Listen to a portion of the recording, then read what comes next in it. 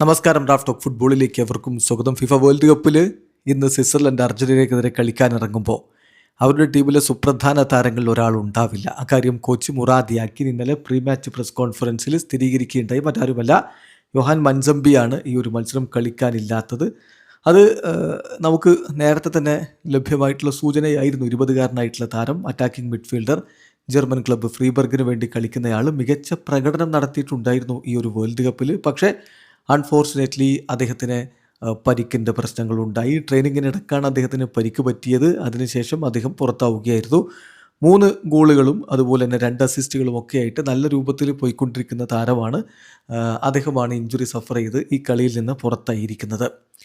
ഇപ്പം ഈ കാര്യം കോച്ച് കൺഫേം ചെയ്യുന്നുണ്ട്. Unfortunately Yohan still can't play. അദ്ദേഹം പരിക്കേറ്റ് കഴിഞ്ഞ കളിയൊന്നും കളിച്ചിട്ടില്ല. ഇനിയും അദ്ദേഹത്തിന് കളിക്കാൻ പറ്റില്ല എന്ന് കോച്ച് സ്ഥിരീകരിക്കുകയാണ്. Unfortunately Yohan still can't play.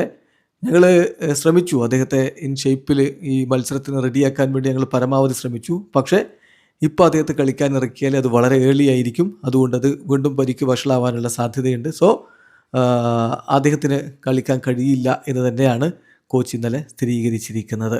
എന്തായാലും അപ്പോൾ അവരുടെ പ്ലേയിങ് 11 എങ്ങനെയായിരിക്കും നമ്മൾ നോക്കിയാണ്. തീർച്ചയായിട്ടും സ്വിറ്റ്സർലൻഡിനെ സംബന്ധിച്ചിടത്തോളം കഴിഞ്ഞ മത്സരത്തിലെ സമനില, അതിനുശേഷമുള്ള ഷൂട്ടൗട്ട്, ഇതൊക്കെയാണ് അവരെ മുന്നോട്ട് കൊണ്ടുപോയത്. അതുകൊണ്ട് ഗോൾ കീപ്പർ ഗ്രിഗർ കോബലിന് വലിയ പ്രാധാന്യം അവരുടെ ലെവലിലുണ്ട്. ഗോൾ കീപ്പറായിട്ട് ഗ്രിഗർ കോബൽ തന്നെയായിരിക്കും. പിന്നെ Denis Zakaria, Manuel Akanji, Nico Elvedi, അതുപോലെ Ricardo Rodriguez, Remo Freuler, Granit Xhaka, Dan Ndoye, പിന്നെ ഫാബിയൻ റേഡ്രോ അല്ലെങ്കിൽ ജിബ്രി സോയോ ഇറങ്ങിയേക്കും.